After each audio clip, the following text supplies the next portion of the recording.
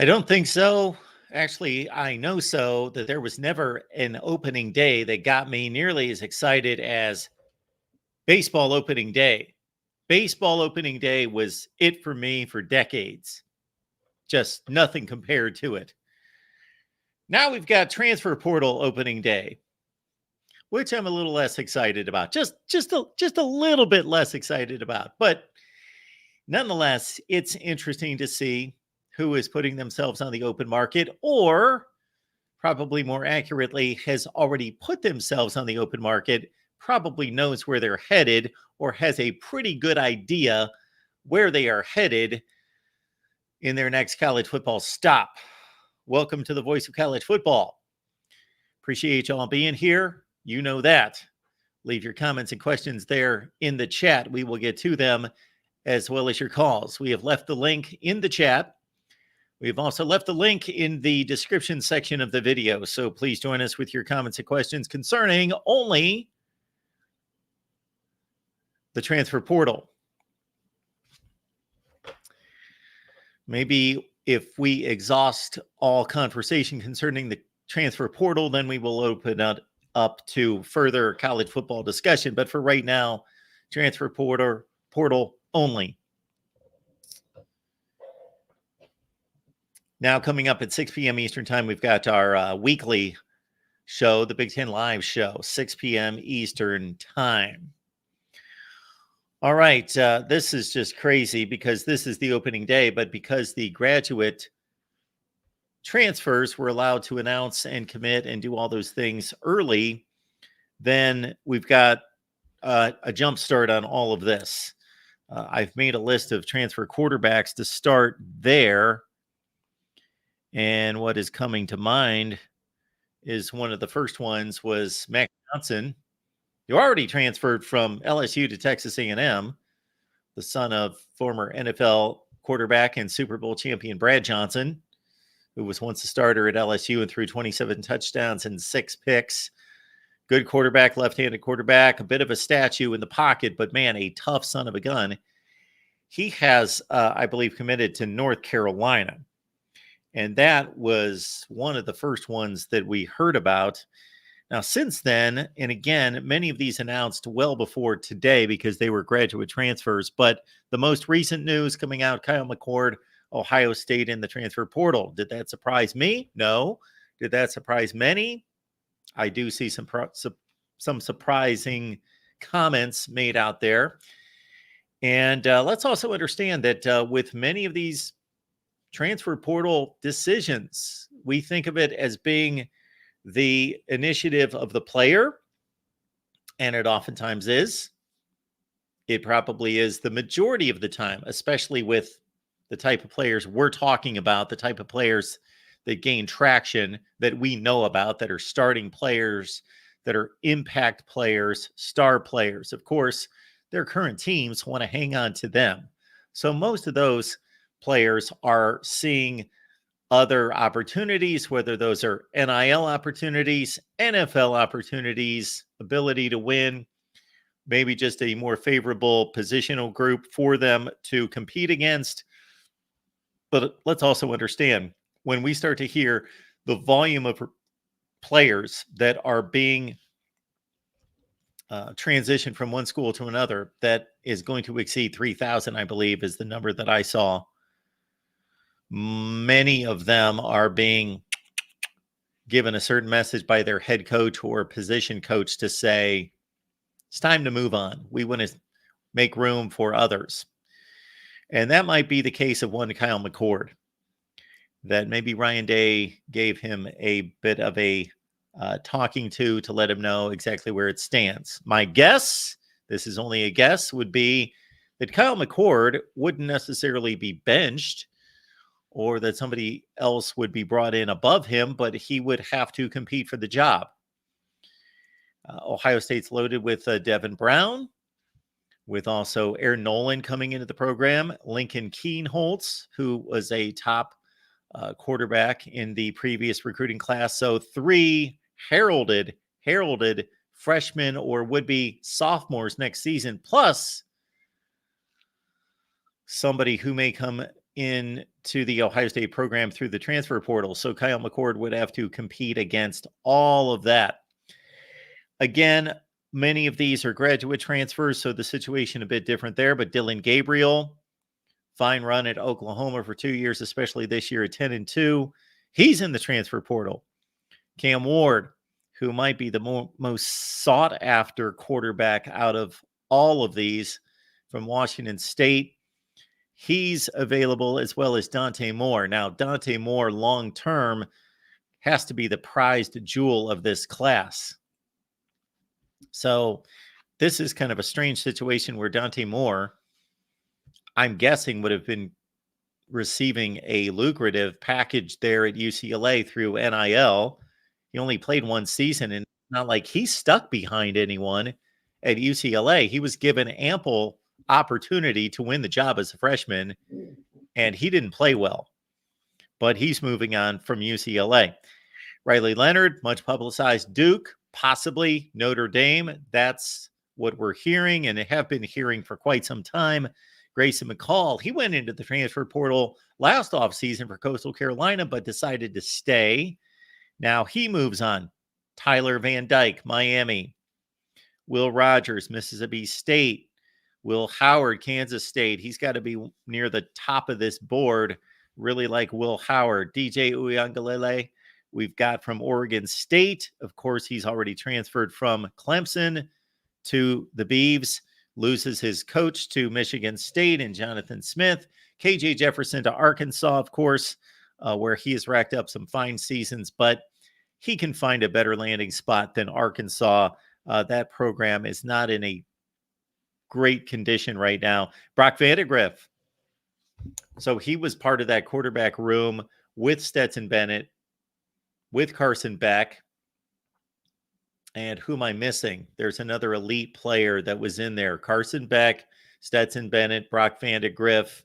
I'm forgetting the fourth quarterback, but they had high 4 to 5 stars in the same quarterback room. And obviously Carson Beck just turned in his first season as the starter there at Georgia. So Brock Vandegrift sees, okay, I'm not getting anywhere here in Athens. Some other notables here. Avion Smith, the Miami of Ohio quarterback, who we saw leading his team to a MAC championship there. He entered the transfer portal as well. Tyler Shook transferred from Oregon to Texas Tech.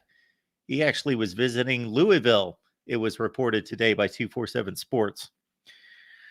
Few other notables as we just got through the quarterbacks. That's just the quarterbacks. Tobias Merriweather, the wide receiver at Notre Dame. Walter Nolan, who was arguably the best player in the 22 Texas A&M class. High 5-star, one of the best players in the nation.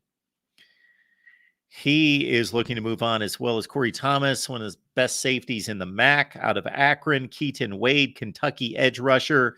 Key Lawrence, who's been an extremely productive player at Oklahoma, and Julian Fleming, who was the number 1 rated wide receiver in high school football coming out of, he was in Pennsylvania, right? Julian Fleming coming out of that Philadelphia area. I believe I might be wrong on that one. Julian Fleming to Ohio State, and he's looking to move on after a lot of injuries early in his career, but he was pretty productive for the Buckeyes the last few seasons. All right, let's get to the calls.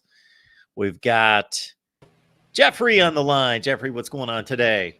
Hey, Mark. I can't believe I'm back on yet again today, but I had to come on to talk about the portal. It's crazy, but I did want to say one thing. You are live on the Big Ten Live show, not your portal stream. I don't know if that was intentional or not, but you are live on the Big Ten Live. So, well, something got switched up there. I can't do anything about that now.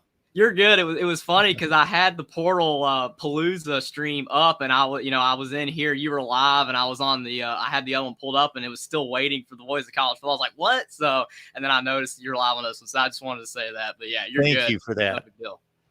Yeah, you're welcome, Mark. But yeah, the portal. I mean, to me, I just can't believe that we've come to a time now, Mark, where the starting quarterback for the Ohio State Buckeyes is leaving.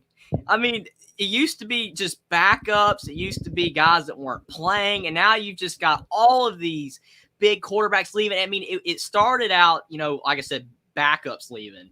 And then it got to a point where smaller, school quarterbacks and players were getting poached.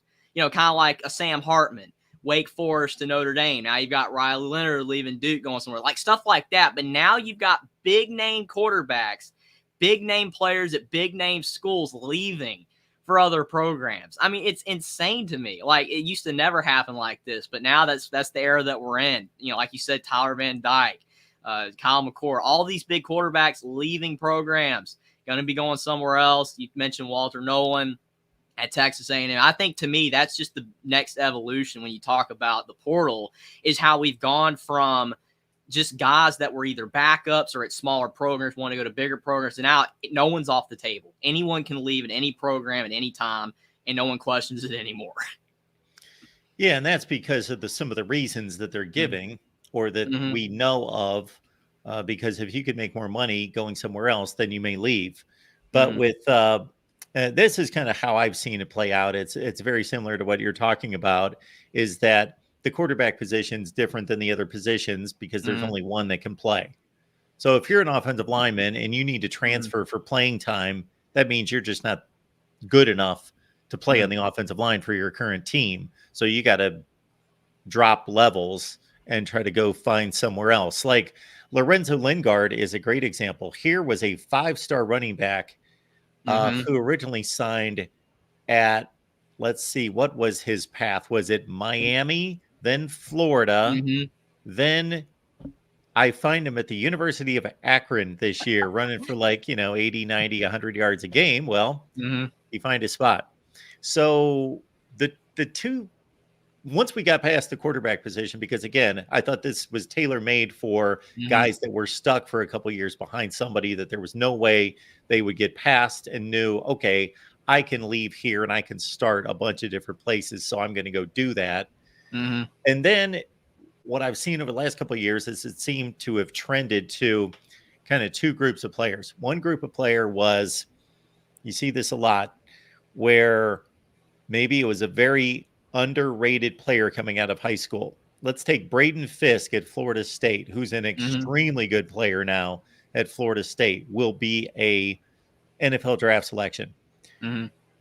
Lowly regarded coming out of high school, like a 2-star, goes to, and I'm going to mix them up because I always do, whether it was Central Michigan, Western Michigan, wherever he was, it was one of those two, and lit it up, became like one of the best players in the MAC, proves it for 2 years or so, and then he's able to jump to a Florida State, and now he can really get better coaching, prepare himself for the NFL, show himself on the big stage, what he can do against players of his caliber. And there you see the group of 5 jump to the, and then you see it the other way too. You see where the player who tried to make it at the Power 5 level, like you're talking about, or a high-end program, couldn't quite cut it. They move themselves down. They can find a starting spot. And then the other one that seems crazy to me is, and I just noticed this a lot, you're going to see this more after spring practice because we saw it last year. Guys that are just in the last recruiting class, have only been there for 1 year, but they can tell after one spring practice, I'm not high on the depth chart. I'm not going to play. I'm gone. Bye. I was just recruited, but I can tell I'm not playing my first year or maybe my second year. I'm gone. And that's another batch of players. It's crazy. There's so many different examples. Yeah, and when you mentioned Braden Fisk going to Florida State, another example is Jared Verse. He was at Albany, and he went to Florida State. No one even knew who he was coming out of high school, and now he's one of the best in college football. So to another example, just to the same school. You brought up Lorenzo Lingard. I just have to go back to him for a second, because during the Indiana-Akron game, because Indiana has no 5-stars on their roster, it was so funny. He was like, Lorenzo Lingard for Akron was a former 5-star recruit. And I swear that the commentator made a remark like, man, Indiana should have given a look to this guy. It was just so funny. Guy going to Akron, and he's running the ball better than anybody Indiana's got. It was just sick watching that game. But yeah, you got to get some of these 5-star guys that don't work out and they can go to your program. The only one that was close to a 5-star, he might have been close, but EJ Williams at Clemson, he transferred to Indiana, and he did okay this year. But obviously, the one that did the best for Indiana was Donovan McCulley, who's now in the portal currently. Kentucky's looking at him. DeReal will be very happy if he goes there. I'm hoping Kurt Signetti can keep him in Indiana, but if he goes to Kentucky, that'd be a big addition. But yeah, like you said, I think the variety of transfers and why they leave is the most interesting thing about it. It's not just who leaves, it's why, what the reasoning is, because there are a lot of different reasons, like you said, and like, even the examples I pointed out as well, tons of examples. So was that Dalen McCullough's brother? Donovan McCulley, or Dason McCullough, I should say. He went to Oklahoma the year before. Yeah, sure. And because Indiana, it was basically publicly reported that Indiana was going to give him like $250,000 or $300,000 to stay, and he wanted $400,000, so he went to Oklahoma, which was funny. Yeah, I remember that. But this player, is that his brother? And it's not his brother, Donovan McCulley. It's his last name's a little bit different. Okay. His younger brother, Dave McCullough, actually was in Indiana too, but then he decommitted and went to Cincinnati. And then I don't know if he's followed him yet to Oklahoma or not, but I think he was at Cincinnati. That was his younger brother. Mm-hmm. It's so much. I can't even keep it all straight myself. The names, the players, it's crazy. Mm-hmm. Yeah, with a lot of these guys, it seems fairly obvious why they would leave, but others, is a bit of a mystery unless there's an NIL opportunity, like Riley Leonard at Duke. Mm-hmm. He goes to Notre Dame. I get it. He's following the Sam Hartman path. Mm-hmm. Cam Ward at Washington State maybe thinks he can play for a more high-profile program, win more. TVD, I think TVD was kind of given the message of a Kyle McCord, kind of like, you're going to have to compete for your job. You're not playing at our standards. Mm-hmm. But a guy like Will Howard at Kansas State, I don't know where he lands. I don't know. It's an interesting decision. I agree. Yeah, he's a really good player. I like him. KJ Jefferson, I figure he's just getting out of a bad situation. Like that program doesn't seem like it's headed right now in the right direction. But Dante Moore, he kind of is curious to me in that if you fall in love with a program and you like the coach and everything and nothing changes, and that's the same decision you made a year ago, and they actually gave you every opportunity to play as a freshman. And the reason Dante Moore didn't start the entire season was because he was lousy. 10 touchdowns, 7 picks is what he had after like the first half of the year. And then he got benched, and Garbers was worse, and the third string was worse. And then they brought him back in, and he was still kind of not that great. So I agree with you. You talked about, though, with the portal on why some guys leave, and it's hard to figure out. Spencer Sanders was one I didn't understand. Leaving Oklahoma State to go to Ole Miss to be a backup. I didn't understand that. In his final season of college football as well, so he's not going to get a look in the pros, more than likely, because he was a backup all year. He did not play when he could have been a starting quarterback still at Oklahoma State. Another example is Mike Wright. Why did he leave Vanderbilt for Mississippi State? It doesn't make sense. These ones don't make sense unless they're wanting to make more NIL as a backup. And they just, I'm not going to go pro. I just want to be at a bigger school to be a backup, make more NIL. Other than that, I don't understand it, because you would think those schools would not pay a guy a lot of money to be the backup and with NIL. And those are two great examples for everything that you just cited. And you wouldn't think that, so they're not at the level that they're making ridiculous NIL type money, but they're probably making something. So you can't imagine that they would go choose a different situation, a worse situation, and like you say, severely jeopardize their NFL prospect for a little bit more money currently. Yeah, it just didn't make any sense to me. Yeah, the Spencer Sanders and Mike Wright. Those are, because it's interesting with Indiana right now, because of the fact, and I know, like I always joke about, no one probably really cares about what's going on with Indiana right now. We do, Jeffrey. This is the voice of college football. We talk about everyone. Everybody. We're on the Big Ten live show as well. It's Indiana, Big Ten. Yes. But still with Indiana, it's weird because Brendan Sorsby's in the portal right now. He started for Indiana the last half of the year. Dexter Williams for Indiana is in the portal at quarterback. The James Madison quarterback's in the portal. So, and Taven Jackson, Trace Jackson Davis's younger brother, still at Indiana. So what does Kurt Signetti do? Does he stick with Taven Jackson? Does he want to bring Sorsby back into the fold? Possibly, if he can. Is he going to bring the James Madison quarterback over to Indiana with him? Is he going to go with another quarter? Like, Indiana has like 5 different options right now, 4 or 5 different options they can go with at quarterback. And I don't know which angle he's going to go with. Yeah, I always thought that that was interesting too with the Indiana situation. It's happened a few other times where one guy goes into the portal. So you figure, well, that opens the lane for the other guy, but then he goes into the portal too. It's crazy. I mean, 2 Indiana quarterbacks in the portal. One guy that's still there that didn't really do that well, but has potential in Taven Jacks, former 4-star recruit. And like I said, the James Madison quarterback is in the portal. And, you know, Kurt Signetti being from James Madison, he could bring him over, but will he be able to make the jump from the Sun Belt to the Big Ten at, you know, playing wise? But then Brendan Sorsby proved he could play in the Big Ten level. But where's he going to go? Because I think he played good enough to go somewhere. But where would he go? Because it's not guaranteed like he could go to a program like Wisconsin and start or something like that. I don't know what he's going to do. So would it be in Brendan Sorsby's best interest or in Kurt Signetti's best interest to bring him back? Or does he feel he should get someone better? Or does he want that James Madison quarterback to come over? Like I said, you don't know if he'll be able to perform at the top level. I think McLeod's his last name. I forgot his first name. But it's just an interesting situation with a lot of programs that have options like Indiana does, where I don't know what they should do and what's even going to happen. It's hilarious, really.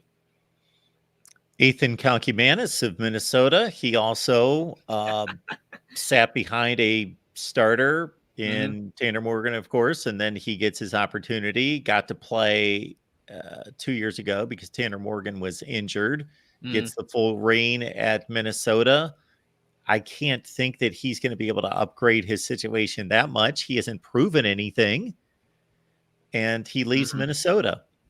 And then, of course, you're looking at a Big Ten Western Division landing spot maybe for one of those Indiana quarterbacks like a Brendan Sorsby. I know you're looking at that kind of program. And, of course, our friends at Iowa could always use some help at quarterback.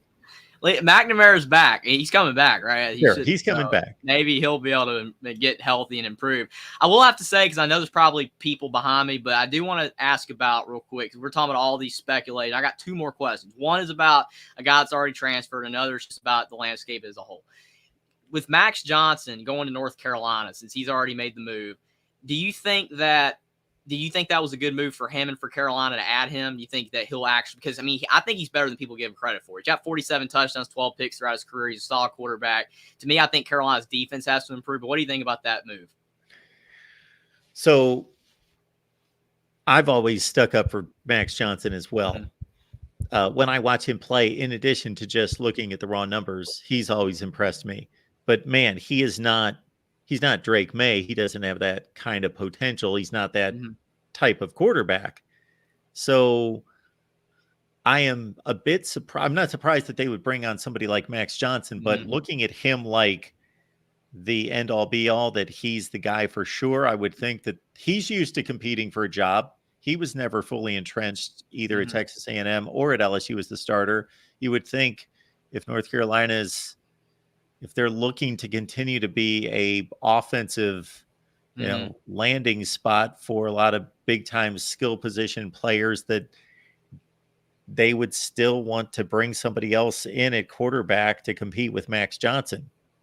I agree. And that's what you should do, because you want him to not coast for the job. Like, oh, I've got the job. It doesn't matter. Like, you want that competition. So even if he wins the job, to, make him have to really earn it. Someone commented on Twitter, and it was hilarious, with Max Johnson. They said he's going to get his 3rd coach fired. And I'm like, you're really blaming Max Johnson for Ed O getting fired at LSU and Jimbo Fisher getting fired at Texas A&M. You're blaming all the blame on Max Johnson, even though people forget that Connor Wegman was the starting quarterback for A&M at the beginning of the season. It wasn't Max Johnson. Like, they're blaming Max Johnson for those firings, and now it's saying that he's going to get Mac Brown fired too. I got into a Twitter war with a few people during the Ole Miss Texas A&M game because Max Johnson made like one mistake in the first half against Ole Miss, and I start seeing all these comments about Max Johnson. This guy's the worst quarterback I've ever seen, and I'm like, have you really watched much football? Did you just start watching football like 12 minutes ago? And so I stuck up for him, and these people were going crazy because I just named him as one of the best backup quarterbacks in college football. And they were like, no, he's not. I said, yes, he is. And then, they put up 35 points and took Ole Miss down to the final play of the game. But yeah, Max Johnson's a good find. But in addition to what you're saying about him not necessarily coasting for the job, and I don't know that he's cut out like that, but that is a consideration. He's also a sitting duck, and he's gotten injured a lot the last 3 years. So that's another thing with him.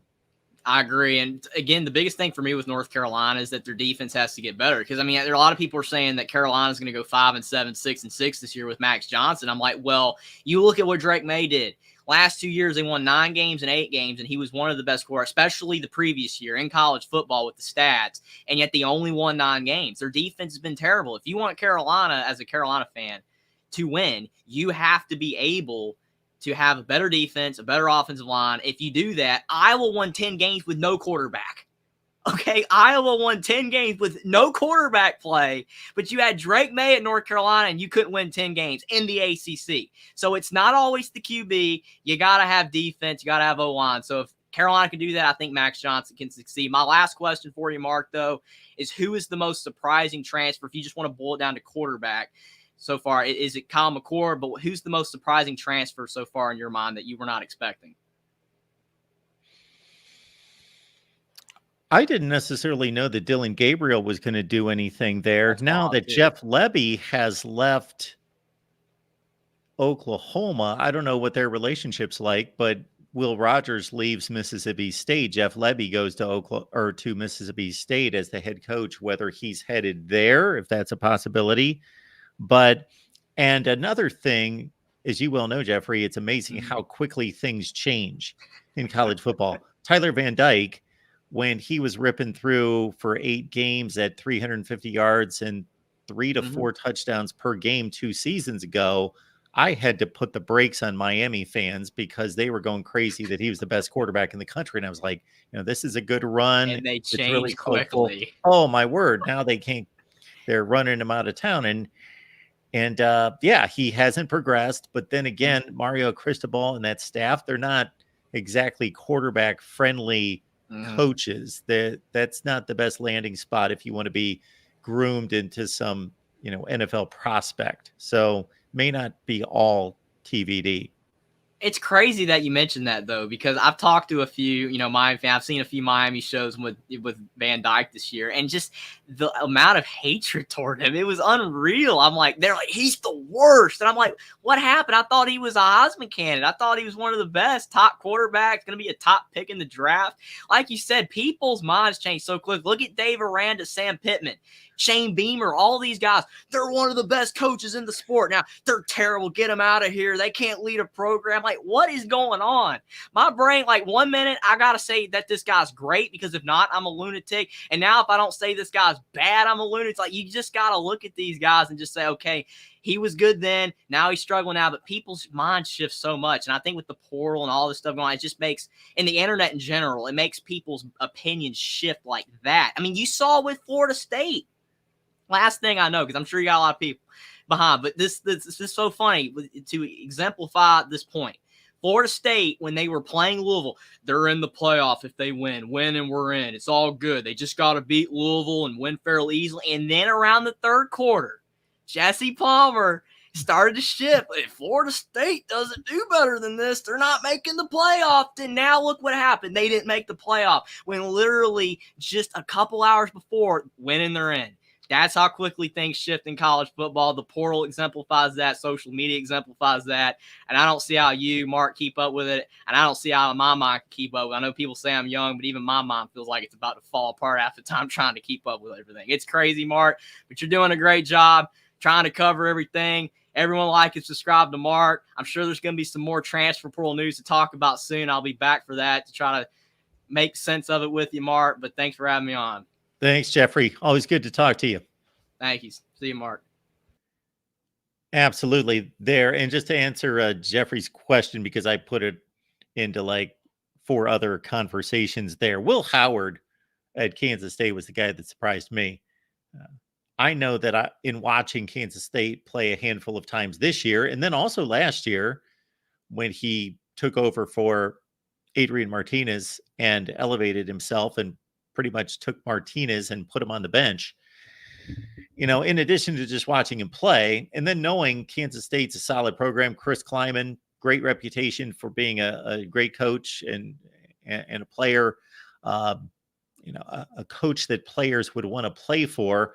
Also seeing Will Howard interview and some of the stories that they do surrounding the game, that he really loved his teammates, loved Kansas State. It just seemed like a great fit for him, and to see him move on. He's going to have his choice of a number of places. I just don't know, other than the money motivation, which we always have to think of first now. I'm not saying that that's the first, but while these moves used to be made and it was like, okay, well, that makes sense.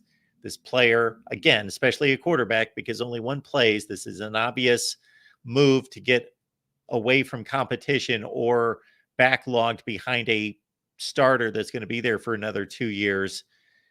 Always have to consider the money piece that we don't know necessarily where that stands. Somebody made the comment recently, I'm trying to think who that was. I would like to credit them. I believe they know what they're talking about, that a top quarterback on the market is going to be in that $1.5 to $2 million range. That's what you're going to need to deliver for a top level quarterback. Now, are there any elite quarterbacks on this list? I would say no. I would say you go down to the next level and you've got Will Howard, Dylan Gabriel, Riley Leonard, etc. Dante Moore, of course, would be the most promising out of all these guys. All right, let's kick it to Mike Fort. Mike, how you doing today? Can't complain, Mark. Happy Portal Day. Yes, it's portal opening day. How about that? Yeah, this is when everybody can start speculating on who they want and probably won't get. Yeah, unless, like in your situation, you can be more choosy. I think a lot of teams can be choosy. I mean, unless they're, just dumpster fires and they're going after, all the prime real estate. But there's really only two names on the big boy list that I'm really looking at. And for me, those, and one, and I will preface this by saying this is on the assumption that JJ does not declare. The quarterback I want is Riley Leonard, personally. I know, and the main reason I do that is, one, he went to Duke, so the academics thing is not going to be a problem going to Michigan. And two, I noticed a precipitous drop-off between Duke with Riley Leonard playing and Duke with Riley Leonard injured. And those are the two things I kind of look at whenever I'm kind of stumping for Riley Leonard to come, assuming that JJ doesn't make it or does make it in the league.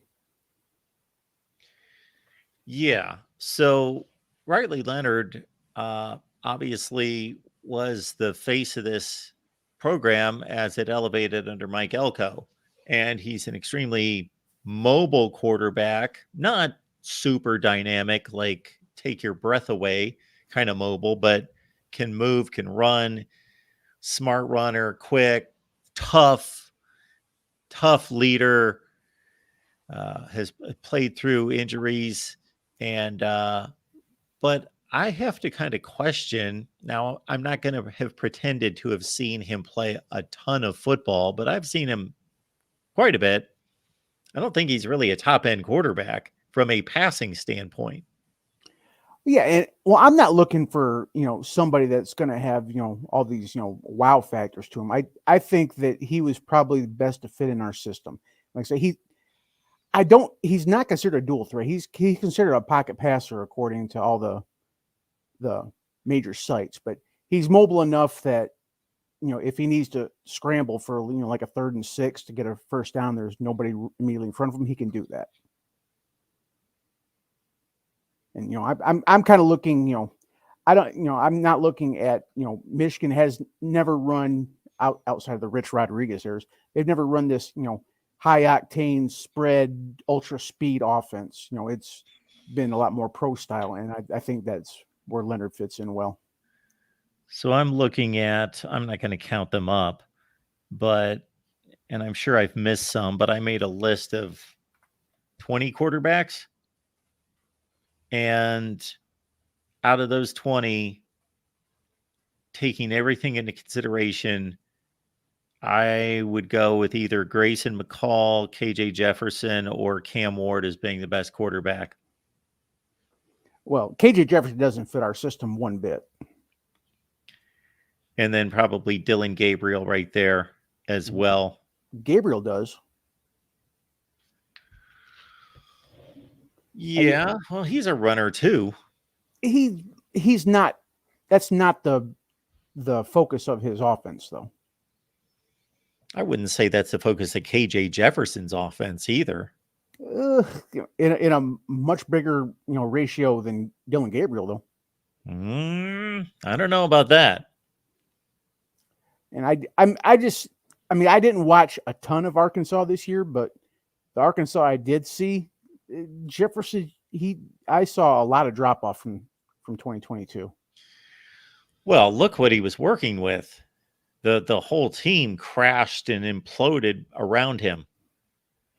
And I guess a lot of this also has to do with the fact that as far as OCs, I've been really high in Kendall Briles, and I've seen that, when Kendall Briles, left for greener pastures, he kind of took Arkansas's team with him. Yes, he did. And I don't know if that's, how much of a percentage that is with, Jefferson's decline, but I imagine it's a probably good chunk of it. Yeah. So if you can put him together with another good coach. So I'm going to pop KJ Jefferson's stats up here, and I'll tell you my initial thought on KJ Jefferson when he first got playing time was, oh, well, this guy's a running back playing quarterback. He's, if you look at his first 70 some throws in college football, he was completing about 47% of his passes. And yeah, he couldn't hit the broadside of a barn, but he got better. Now, of course, he got better throwing the football. He also made better decisions because they taught him. And then they also got him better offense around him. Of course, they got so much better in 2021 and got an elite ground game. I don't think I'm overstating that too much. Rocket Sanders and 67%, 21 touchdowns and 4 picks, then 68%, 24 touchdowns and 5 picks. Yeah, like so that 2021 season, he was, I don't want to say the best quarterback in the SEC, but he was up there. Well, there was a guy by the name of Bryce Young around, so I don't know that he was, But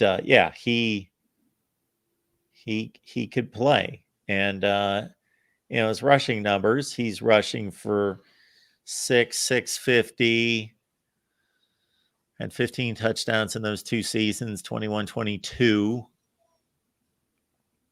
Yeah, a lot of times the rushing yards can be a little bit skewed because in college sacks goes against the rush. Sure. So I don't know how much he was sacked in the recent years. I think he's not the most elusive guy, but I don't think he goes down a ton. Dillon Gabriel, granted, he's doing most of his early work there in the American Conference against lesser competition. Yeah. Then the last 2 years in the Big 12, 25 touchdowns and 6 picks, 30 touchdowns and 6 picks, completing 63 and then 69%. And, look at his rushing numbers. He's about, he's in the 300, 350 range and 12 rushing touchdowns this last year. So, KJ Jefferson's taken off more. And the other thing is that I think when it all comes to clear, I think the price tag for Gabriel is going to be a little on the high side. I mean, it seems like most of the people are linking the high scratch NIL request to Cameron Ward, but I would think that Dillon Gabriel is probably going to be looking for the 2.5-3 million area as well. Yeah, I don't pretend to be an expert on Cam Ward's game. I haven't watched a whole lot of Washington State. Well, I'm not as high on Cam Ward because I mean the idea of trying to scalp a quarterback from a sub 500 pack team, especially one that absolutely fell, to the floor and beyond in the last half of the season. I'm just not high on it. 25 touchdowns, 7 picks this year, 66.6%. And he pretty much stays in the pocket. He did run for 8 touchdowns. And again, like you mentioned, I don't like to look at rushing stats too much unless it's somebody like Jaden Daniels who, is able to completely surpass his sack totals with just ridiculous rushing numbers. Oh, yeah. But yeah, it would be nice to get the accurate rushing numbers for these quarterbacks. And I guess the other thing is that look, I'm looking there, the yards per attempt. Yeah, that didn't seem all that good. No, it's not exceptional. I mean, Cameron Ward looks like he could be a serviceable quarterback, but I don't think he's the quarterback you want if you're having championship aspirations. Well, do you think any of these quarterbacks that are in the transfer portal are at that level? I would think if you're a quarterback away, I think Dylan Gabriel can bridge the gap into being a legitimate contender. It all, like, a lot of this also depends on your offensive scheme. If you're an RPO spread offense, no. But I mean, if you have a more stable, more balanced attack, and you're not relying on your quarterback to run for 100 yards a game, then yeah, I think Dylan Gabriel can be the difference. I'm just personally, higher on Leonard, just like I said, due to the fact that academics, and I saw enough Duke with, and I saw enough Duke without him that there was a massive gap. Now, I don't know if they could, I wouldn't think that they could, forget what I was about to say. I was thinking the whole situation with JJ McCarthy and just he's got a decision to make and them trying to lure somebody in knowing that they may have to sit. But you've got, one, if not two, you got Jaden Davis. And is he the only stud that's been signed? Is there anybody in this class from Michigan 2024? I mean, we've got some 25 guys coming in, and there's always a holdout. Some people are thinking Underwood, but I think that's a Hail Mary. He's probably going to LSU. I don't. It would be a surprise if Underwood signed with Michigan. So I'm not counting on that. And I think it would be better to redshirt Davis.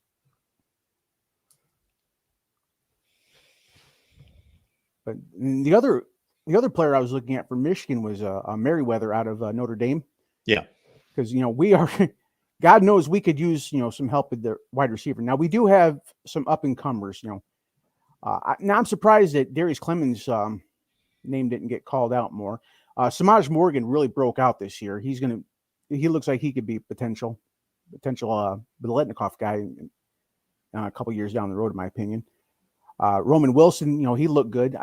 I'm wondering if that's just because there just, wasn't enough talent to go around, because Cornelius Johnson, he has flashes, but overall he's been a little bit of a disappointment since he came to Michigan. So we kind of, I want that, that legitimate one wide receiver. And I think Merriweather could be it. I'll have to tap some of our Notre Dame guys that we bring on here from time to time, because Tobias Merriweather was supposed to be a huge threat in their offense. And if he played 12 games, even if he played on special teams, that means he was healthy, and he only caught 14 passes this year. I'm wondering if this was basically a result of their offensive line not being able to protect Hartman as much as they want. Yeah, that could be it, because he's a downfield threat. Oh, definitely. And they may have thrown underneath a lot more, but they still threw it. That's for sure. They did, but the problem is that a lot of a lot of Notre Dame's offensive stats were kind of buffed by, the teams they played that just weren't that good. They, Notre Dame, as usual, had a butcher of a schedule, but they also had like a Tennessee Tech or something where, a lot of their offensive stats are going to get buffed up. Yeah, well, everybody's got those. Well, the thing is that, almost all of Notre Dame's offense came from their fluff games. Whenever it came down to having to play the upper level talent, their offense just couldn't quite perform. Let's see who Tobias Merriweather caught these passes against. So he did his best work against, so that Tennessee State game didn't factor in. So 45-yarder against NC State. But yeah, there you go. There's your best day of the year against Central Michigan. And then other than that, a couple catches against Pitt and 2 against Wake with a touchdown. So he's a one-catch guy pretty much all season. And there you go, 14. So I mean, I think that he could do great things if he was behind a team that had not only a quarterback but a line that could protect that quarterback. And while our offensive line is down from the back-to-back more award-winning lines, it didn't exactly turn into a bunch of nothing. I mean, you still have a very competent offensive line. I think people are just kind of picking on the fact that they're referencing it against back-to-back top line for a long time. That Michigan line for the last couple of years was as good as any in the last 10 years. So now that our line isn't just this massive runaway truck that could protect anybody from a snowstorm, people are just kind of questioning it. But we still have the ability to, if we were to put him on the field, he'd get his touches, I'm sure, for that. I don't know if he would be put on special teams, but I wouldn't mind seeing it, kind of figure it out. Because we've got now we have Samaj Morgan on there, but our main kickoff guy, I can't remember his name, but he's not I think it starts with a T, but it's not a guy that really is known in our offense. Anyway, those are the guys I'd like to see on Michigan. But I'm kind of curious as to see Thaw. Thank you. But those are the guys I'd like to see on Michigan. Just see if we can improve on what we've got. But I'm kind of curious as to see where all these dominoes fall. I mean, now usually, how long is it going to take for most of the big players to finally pick where they're going? Is it about like a week or two or less than that? So this window is, I think, about 45 days. But most of the main names are going to pick. Yeah, they're going to come off the board, and they're going to take their visits. They either know where they're going or they're going to take 3 to 4 visits and make a decision in a week to 10 days. So so I guess that'll be the big stuff to pay attention to, in that 2-week gap we got before the bowl start. Oh, there's plenty to pay attention to. I think doing what we're doing here, it actually ramps up about 10 times, it seems, when they stop playing. with the transfer portal and national signing days in 2 weeks. And I just recorded a Clemson segment. We were talking 2 coaching changes, transfer portal, NFL draft decisions. They got 3 commitments. What else is gonna drop between now and National Signing Day? Yeah, plus a bowl game, and that's become like the last priority. And the Army Navy game. I like to think that everybody, even if they don't watch the game, they like to talk about it, even though I think it's always a fun game to watch. It's not going to be the most exciting game, especially if you're not a triple option fan, but I love that game. Yeah, the pageantry is second to none. Yeah, if I had to watch that, just talking about the football on the field, if I had to watch that, constantly, then no thank you. But I think it's interesting to watch. Well, a couple games like that a year. But yeah, the whole pageantry, and if you consider yourself a patriotic American, then it has to do something to you. Oh, absolutely. But that's what I'll be doing. I'll be looking forward to the Army Navy game, seeing where all these guys fall out of the portal at, and paying attention to you. Well, Mike, we appreciate we can make it below the Army Navy game and the transfer portal. I didn't necessarily say in in that there. order. No, that's all right. Hey, if we make it in the top 3 of enough people, then I'm happy with that. Well, it's like I said before, since I'm sidelined from work for the rest of the calendar year, I need something to kind of distract me during the day. Yeah. So if you don't mind me asking, what is the timetable on recovery? I don't really know, to be honest. I have to go back up to Georgia for a post-op exam the 12th, which means that's a week from tomorrow. And that's when I'll know, if I can take this stupid brace off and start doing physical therapy and start actually being useful again instead of just laying around the house in pain and, being a one-armed bandit. Yeah. All right. Well, hang in there. I appreciate it. Well, thanks for your time, Mark. Thank you, Mike. Have a good one. You too. It's our guy, Mike Fort. Happy about Michigan's assignment against Alabama. We'll talk a lot about that coming up on our Big Ten Live show. And we apologize to everyone out there. And I thank Jeffrey in particular for pointing it out that I mixed the streams up. So we will have our Big Ten Live show at 6 p.m. Eastern time, and we will have a link out there for you. Or if you just stay on the front page of our YouTube channel, then you just are able to pick up whatever live stream is currently on.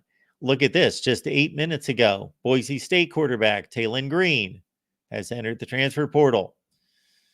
Threw for a whopping 1,700 yards, led Boise State to a Mountain West Conference championship, which is interesting considering they fired their coach. Well, he was 5-5 at the time that Andy Avalos was relieved of his duties. And they won their 2 final regular season games, snuck into the championship game. They knock off San Jose State by 3 touchdowns. There you go, Boise State, another Mountain West championship. And Taylon Green led them with a lot of rushing yardage there too. When you see 5.6 yards per carry, consider again, that takes into account sack yardage. Let's see if anybody else has hit the portal just in the last hour or two. Colorado tight end Mikey Harrison had 5 touchdowns this past season. He's in the portal. Oh, look at that. Just in the last half hour. Alabama quarterback Tyler Buckner. He's in the transfer portal. And he has entered the transfer portal as a lacrosse athlete. Once committed to Michigan in lacrosse. I wonder why that's notable. Is that because he could be counted as a lacrosse scholarship and maybe save somebody a scholarship? That's the only thing I can think of there. But there we go. The Tyler Buckner experience at Alabama lasted 1 year. This guy's a good player. Tulane wide receiver Chris Brazzell. Got to see him play a little bit late in the season against Texas San Antonio. And although I don't believe, was too productive in the conference championship game, again, he's a good player. He's looking for a Power 5 offer. 44 catches, 711 yards, and 5 touchdowns for Chris Brazzell. This Akron safety here, Corey Thomas Jr., one of the top safeties in the MAC. This next player or two, not necessarily do they factor in Malcolm Johnson either. This guy's a good player right here. And again, we are looking at the 247 Sports Transfer Portal feed. Kentucky linebacker Keaton Wade. He's in the portal. 36 tackles this year. I believe he had 1 sack, 4 or 5 tackles for loss. Will not play for Kentucky in the bowl game against Clemson. True freshman quarterback Kason Wiseman. He's entered the portal.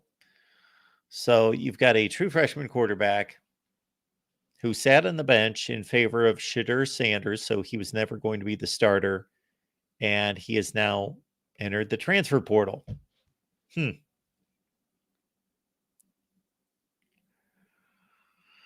I don't know anything about Chris Mitchell, the Florida international receiver who has a crystal ball selection to Notre Dame. He must be pretty good. Betty White thinks so. Florida State true freshman Dylan Brown Turner, linebacker, in the portal. He's boycotting the playoffs, apparently. Cincinnati safety Byron Threats. He's got 115 tackles and 4 picks in the last 2 years, so he's a player. Another Notre Dame wide receiver. We've heard a lot about this guy, Braylon James. Schools are lining up. I bet they are. Braylon James. This is another guy that we have talked about when we've had Notre Dame folks on here ad nauseum about being a possible breakout impact player. But I don't believe he even stepped onto the field. 1 catch this year for 12 yards. I was off. He had 1 catch for 12 yards. Georgia, Jackson Meeks, CJ Madden, Austin Blasky.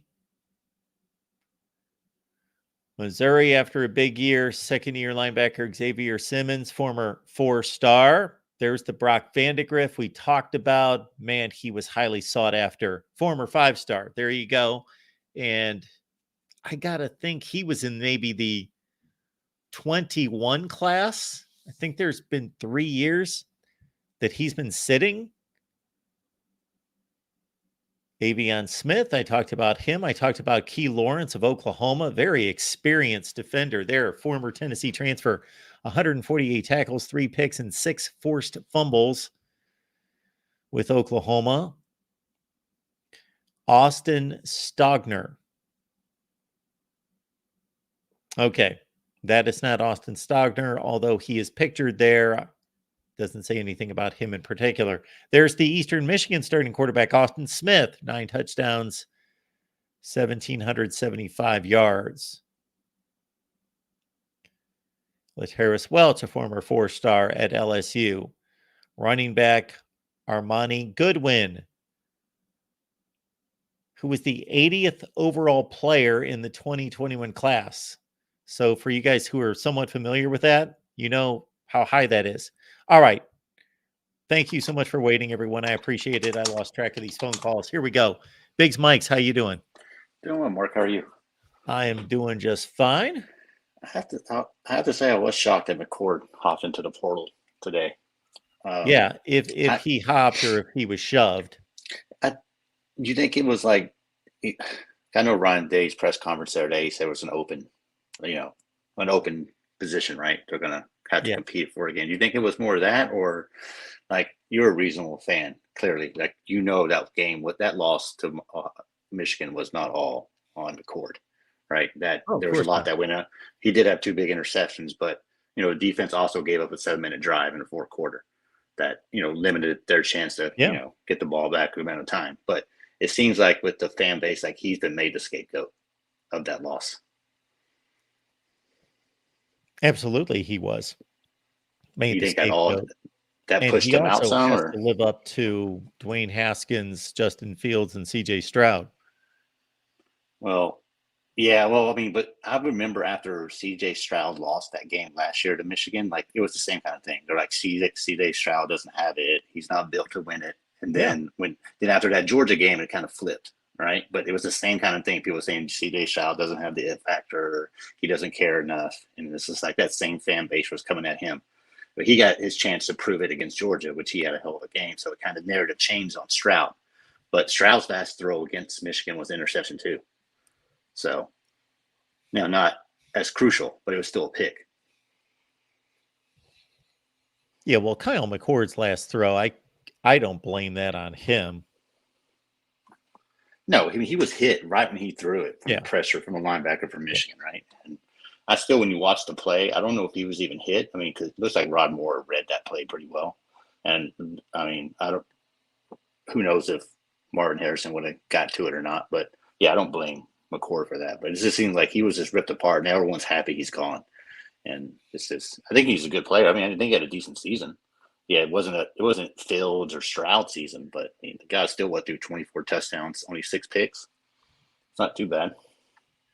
No, he did fine this year. Again, he's being compared to the 3 previous quarterbacks who were first-round picks, but you can't produce those guys all the time. And yeah, sometimes the people that move on later, you're not so happy that they moved on. So we'll see. I know it won't happen, but it would be funny if he if he went to Michigan and then beat Ohio State. He won't go to Michigan, but it would be funny if he did. Yeah, So, when are we going to get that kind of situation? That would be awesome if he's like, you know what, I'm gonna go to Ann Arbor. I'm gonna beat Ohio State and see what they say about it. He might be better for a Michigan offense who doesn't throw as much and let the quarterback's not dependent on as much, No, JJ is more this year, right? Because our running game is not as good as it's been the last 2 years. But Michigan doesn't throw the ball 30 times a game. Even JJ, when he does throw it, is normally like 20 to 24 times a game. Yeah, Kyle McCord, just in regards to passer rating, was the 13th rated quarterback in the country.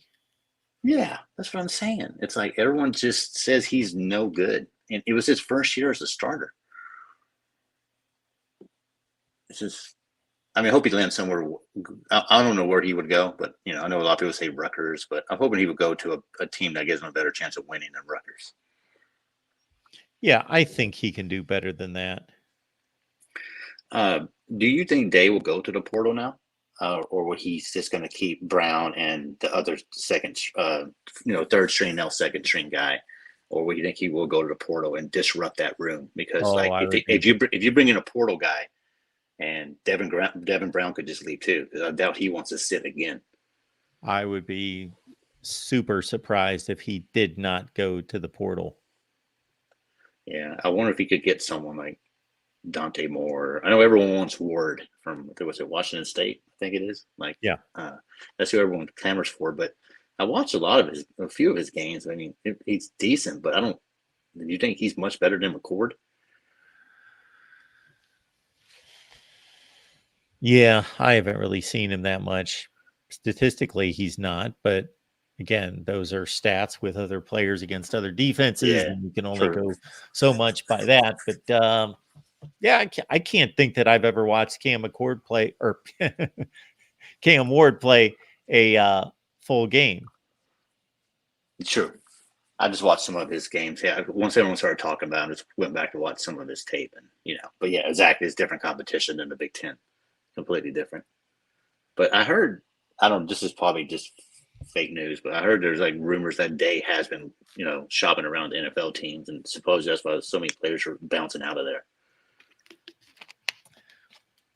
Well, that could be. There are going to be a lot of NFL openings from what I hear this year, like as many as 10 or 12.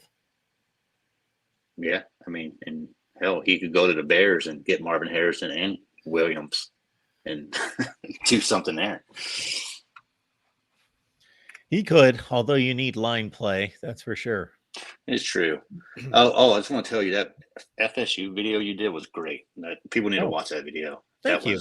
I appreciate that. Is the committee is just not consistent. It's like it's. I know Bama is better than Florida State, but like you were saying, there's been many years when there was teams the same way with TCU back in this last year, and then was it 2014? It was like same kind of thing. Oklahoma, and it's like all these teams like they haven't done that before, right? And now they do it. Now, ESPN. You made a point too about ESPN. It's like if they did not have an SEC team in this in this, playoff, what would they talk about for the next 3 weeks? Because they don't. I mean, their SEC network basically is what ESPN is. They have an ACC network, but they don't use it like you were saying. They don't put money into it. And I feel bad for FSU after watching that video when they were told they didn't get it. Just their faces, like you're right. The committee should have to fly there and tell those kids why they didn't get it. Look them in the face and tell them why they didn't get it. Yeah, it's too bad. They did everything that was in their control. Because I wonder if the narrative was say Alabama lost Milroe in the first quarter of that Georgia game, and they still beat Georgia. Would they keep Alabama out because they lost their best quarterback? No. Alabama would be in still. Yeah, that quarterback situation really gave them an out. Mm-hmm. And they wouldn't do that to Bama, or they would be told, oh, well, Bama was still able to win their game without their quarterback. That shows how good of a team they are. But Florida State is like, no, just a few days ago, like even the guy from ESPN, I forget his name, McElroy, was saying, if Florida State wins, they should be in. And then just yesterday, he's like, no, well, they're not one of the 4 best teams. It's like the narrative changed so quick. It just quickly changed after they beat Alabama, after they beat Georgia. It was just sick to see. Yeah, this committee can do whatever it wants, and they have a number of different ways to explain it away. It's just like, I do this enough every week that I think I can debate fairly well. And at one point I was looking at all these various teams that were in the running and thinking, just give me a team and I can argue, I can put certain facts and logic to the side and kind of explain it away. And then I can emphasize other things. And you can make an argument for a lot of things. Well, because if Alabama's better than Florida State and they're one of the 4 best teams, then Georgia should be ahead of Florida State too, because they're better than Georgia. I mean, they're better than Florida State. So, right, if that's the same logic they're using, why is Florida State even 5th? They should be 6th. Well, hell, they should be 8th or 9th behind Ohio State. So it's the same. Like they used this comment that without Jordan Travis, they are a completely different team. Well, if they're a completely different team, then they wouldn't drop from 4th to 5th. They would drop from, I don't know, 4th to 17th. So if you are accurately ranking these teams according to your convictions, then the 4th best team in the country and the 5th best team in the country, that's not a completely different team. So then you're not accurately ranking them. So do that. It's just like, I saw this comment from this one guy, former football player. He's like, I can't wait to tell my kids in the minor league, in their Pop Warner team, play as hard as you can, next man up, give it everything you got, win all the games you can, and everything will work out in the end. And he's like, that's complete BS. It's what I mean. I don't watch ESPN really these days because this is junk. I really just I watch most of your content just for because it's actual reasonable content that makes sense. It's not just it's just ESPN's junk. But one guy did get upset today. I think it was Mike Greenberg. He called it a beauty. He called it I forget what he called it. He's like it's basically a figure skating now, or a beauty pageant. That's all it is now. It's a beauty pageant. It's no longer about what you do on the field. It's just Yeah, because on some level, I think it's pretty understood by all of us that every time 2 teams take the field, what is the objective? The objective is to leave the field with a win, whether that's by 1 or by 50. It is to leave the field with a win. So every time Florida State went out this year, they left the field having accomplished the objective to win. So that's difficult to get around, as well as if you look at going into last weekend, Florida State was number 4, Texas was number 7. Texas beat the number 18 team in the country easily, sure, by 4 touchdowns. All right. Florida State was 3 spots ahead of them at number 4, and they beat the number 14 team in the country. So according to the playoff committee's own rankings, Florida State beat a better football team. And granted, they only beat them by 10, not by 28, but still, you're 3 spots ahead and you beat a team that's 4 spots ahead and you drop 3 spots and the other team goes up 4 spots. Do you think if Florida State would have done what, say, Ohio State did when they blew out Wisconsin 59-0, say Florida State won that game, 37-9, Yep. would they still been left out? Well, that's all depends on whether you believe in conspiracy theories in college football or not. If you don't, if you believe that everything is done for the best of everyone involved and is truly done with an honest intent and all of that, then we have to believe that they are truly judging Florida State solely and downgrading them solely on their offensive issues with a backup quarterback. However, they should have shown us that the previous week when they struggled throwing the ball against Florida. That didn't hurt their ranking. No. So they should have shown us that the week before. Or if you believe that there's politics involved, that there is maneuvering, that there's, money grabs and all of that influences everything, then no. We believe that the SEC had to be in this playoff.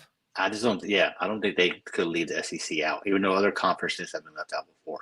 They just could not leave the SEC out. It's just, they couldn't do it, and it's like, you got Paul Feinbaum on there, saying, well, I feel bad for Florida State, but, Alabama should have been in there. Well, then if that's the case, Alabama should have been in there last year over TCU.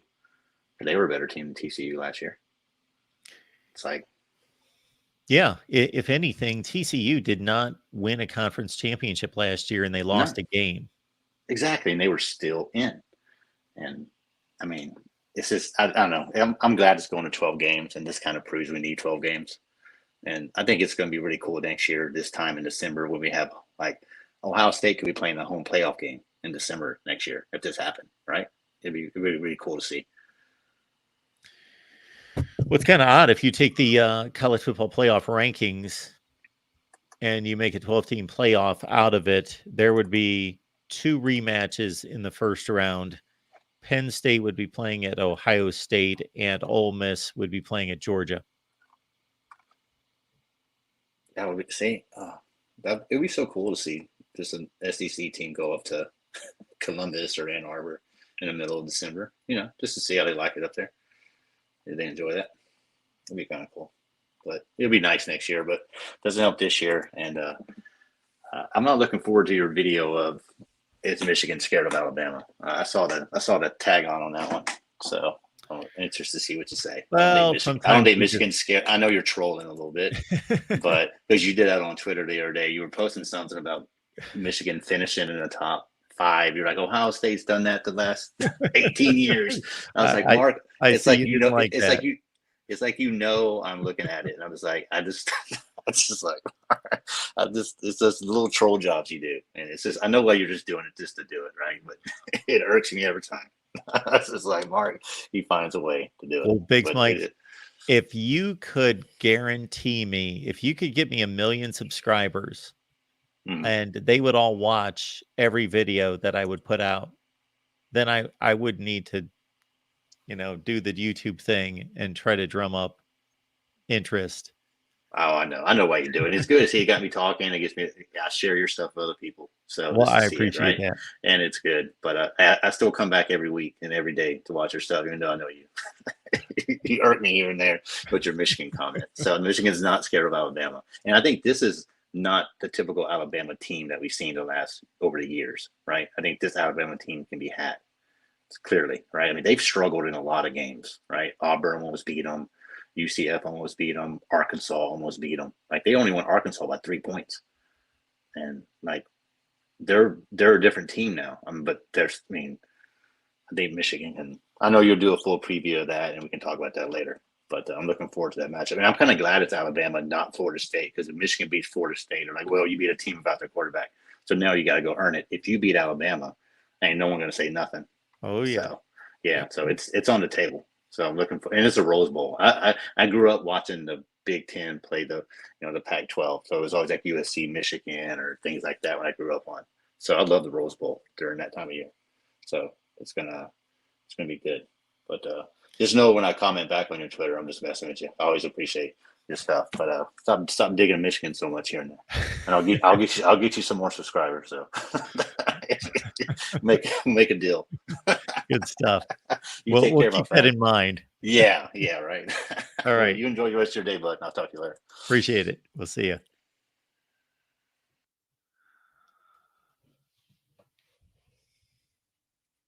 Man, I had a few things on my mind and they're gone. They're gone now. But good thing we got a caller that I won't have to go there now.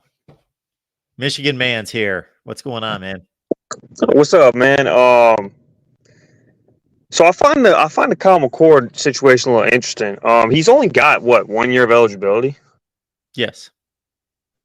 and I was watching Zach Smith's show. He said back in 2021 that was him and Ewers were in the same class, right?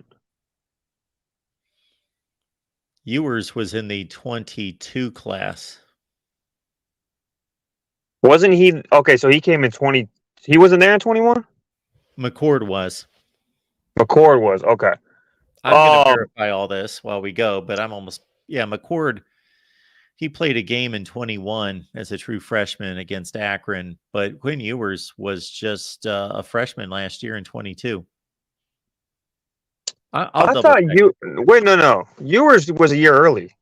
He left high school a year early. He remember he came to Ohio State, and he started at Texas last year, but I believe he transferred from Ohio State in 21 to Texas. Yeah, so he sat at Ohio State in 21. Yeah, he just showed up at Ohio State. That's right, in August of 21. He got there very late. Okay, so and then on Zach's show today, he was talking about Kyle's dad has a lot of influence, I guess, or has had a lot of influence Influence with on Ryan what? Day. Oh, okay. Yeah. Like Kyle's dad has influenced kind of Ryan Day's approach when it comes to the quarterbacks, because I guess he puts a lot of pressure, which I don't think a coach should ever listen to a parent like that. But if you go back to 2021, he played 5 games as a true freshman, and supposedly a lot of that had to do with Kyle's dad was pressuring Ryan Day to, I guess, get him ready or whatever. But to me, that really is biting Kyle in the butt right now. Because instead of having potentially 2 years of eligibility, he's going to have 1. 21, 22, 23. Yeah. He missed the COVID deal. So, yeah, he just hits a 4-year window. Which is wild. And honestly, how do you feel that? Do you feel like a parent should ever have influence on what a coach does? I'm assuming no, but which is crazy to think at this level. It's one thing. Man, I made a phone call to a baseball coach one time and I felt horrible for it, for one situation, because otherwise I went to the games. I trusted the coaches to train and coach my son and my daughter in their sports, and I left them alone, didn't say a word, watched the games, took them to practice, let them do their jobs. Now, if something crazy would have been going on, obviously I would intervene, but we're talking about at Ohio State, listening to a parent. yeah, and there was a story on I think it was 247 today about the conversations that went into him transferring, and I guess his dad was heavily involved with that. His dad was like, "Hey, like, can you assure that he's going to start next year?" Blah blah blah. And I guess Ryan Day was like, "No, I can't assure that. He's going to have to compete." And I guess his dad was like, "All right, well, then we're out of here." So I think to me it's a weird situation, and to me, his dad, honestly, because of that, I wonder if that had I wonder if his dad wasn't so involved. Is Ewer still at Ohio State?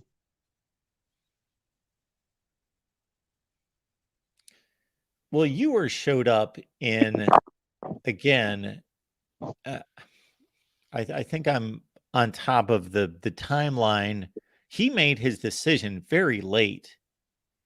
He flipped very late and made that decision to reclassify. He didn't get to Ohio State even at the beginning of August camp. It was like the second week of August camp. He got there very late. He was never going to compete with CJ Stroud, obviously, anyway. Yeah.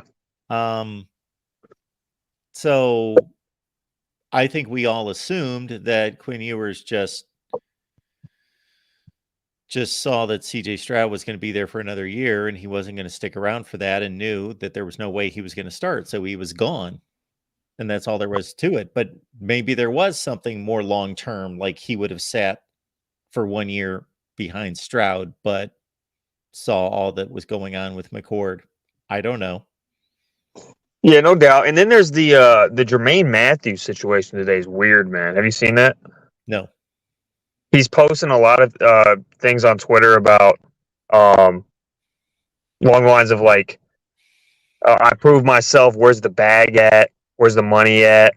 Like weird cryptic things about getting paid. Wow. So I don't know what that means. To me, that means either he's putting himself out there to like get poached, but he's a young player. He's a true freshman, isn't he? Yes. So I don't know. The whole that's weird. But yeah, I think it's a move. Honestly, I think Ohio State needs to do some. I don't think you're gonna. Who knows though? I mean, Kyle McCord was a first year starter. I mean, who knows the jump he would have made in year 2. But that's it for that. Florida State, man, I gotta say, the committee. This is where the committee misses me. They have Florida State ranked in the top 4. Right. Oh, are you looking it up? Yeah. If you he deleted a couple of them.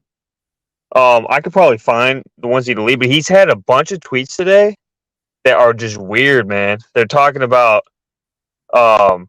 where's the money at? Like I'm listening to the money. Like weird. Yeah. It is strange. So anyway, with But yeah, Florida State. Here's the thing that's with Florida State that irks me. They had them in the top 4, knowing the quarterback situation, right? But championship weekend happens, and their logic was, well, we don't like the way they played with the backup quarterback. Well, hold on a second. The quarterback that played versus Louisville was not going to be the quarterback that played in the playoffs. How does that make any sense? That doesn't make any sense. And we just recorded a segment, and I wanted to have it out by now. But sometimes you record things on YouTube and it grays out for like 12 hours and you got to wait. But anyway, with my Florida State guys, because the other point that I made in addition to that was, okay, if you are considering Florida State to be a quote unquote, they keep saying a different team. I think they use another term, like a significantly different team without Jordan Travis. Well, number one, after they had the Florida game, and Tate Rodemaker didn't exactly light up the world, why didn't you, based on your evaluation, appropriately rank Florida State then? That's my first thought. My second thought is add this up, that if, first of all, the conclusion is Florida State's number 5. Well, if they're significantly a significantly different team, well, there's not a significant difference between typically the number 4 team in the country and the number 5 team in the country. So shouldn't they be ranked like 11th or 15th? Or 17th? And to me, you can't even use the Louisville data point to me, because that quarterback, who I think he's a true freshman, right? Yes, true freshman, never played. He's not even going to be the quarterback that's playing. No, you can't. And then So listen to this. Also consider this, that entering championship weekend, Florida State was number 4. They beat number 14 in the college football playoff's own rankings. Number 4 beat number 14 by 10 points. Number 7, 3 spots behind, beat number 18, 4 spots behind their opponent. So the committee considered them not to be as good a team as Louisville, and they beat them by 28. But still, how do you elevate number 7 past number 4 and drop number 4 when 4 beat 14 and 7 beat 18?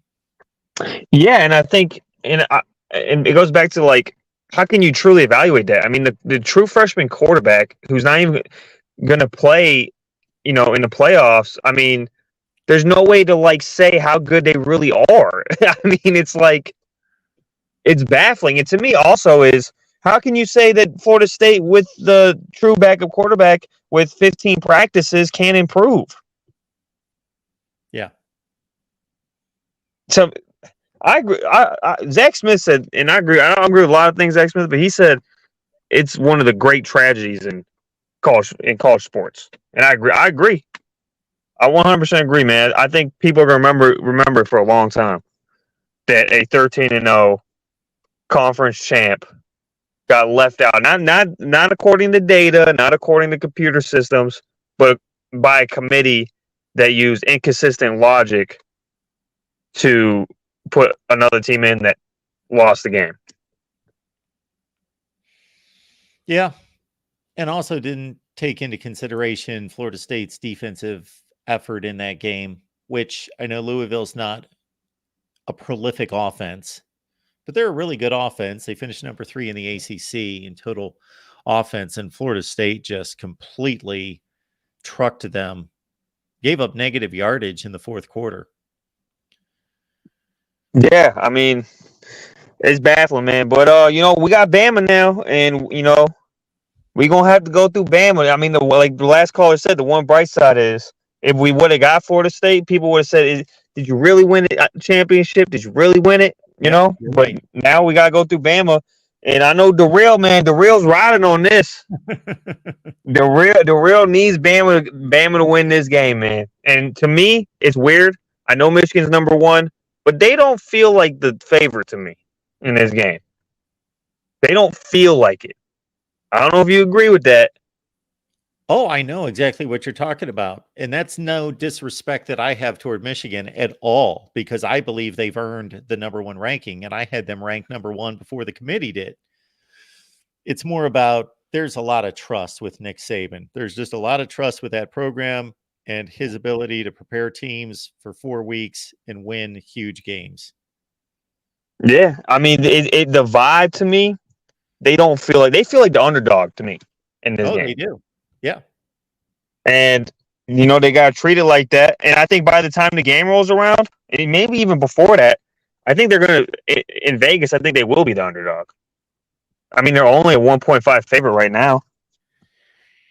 Yeah, I think it's going to swing as well. I think it's already trending in that direction. Yeah, so I mean that's where I'm at. But I got shout out to Darrell, man. Darrell, I know you riding on this, man. The whole 1%. Yeah. 1% this, 1% that, man. I'll tell you what, if Michigan beats Bama, if they just beat Bama, I know they still got to win the chip, but if they just beat Bama, take out your sweet darling, you'll never hear the end of it. You never hear the end of it. Yeah, and he shouldn't, because he's been riding that 1% the whole season, and here we are. And there's, I'm not saying it's an easy path, because it's not an easy path at all. It's probably going to be Alabama, Texas, I believe. But if they somehow get Washington, then look, there's no easy matchup in this playoff. No, there's no easy matchup. I do think that Washington's the easiest matchup. You think? Well, they're weird to me, man. Because they got a lot of players back in that championship game. Yes. And they just look like a different team. So I don't know. They did. I just don't know. Like they looked like, I know the game ended up being close, but they looked like clearly the better team. So I don't know, man. I think every game, every one of these matchups to me, you obviously lean one way or the other, but there's no clear cut. I'm gonna pick this team. This team's gonna win, no doubt. There's none of that. Any one of these teams can win the championship. Now, do you obviously lean towards Nick Saban? I mean, he's the GOAT. You gotta lean towards Nick Saban. He the GOAT. He the best bowl game prepper of all time. I would put them in this order.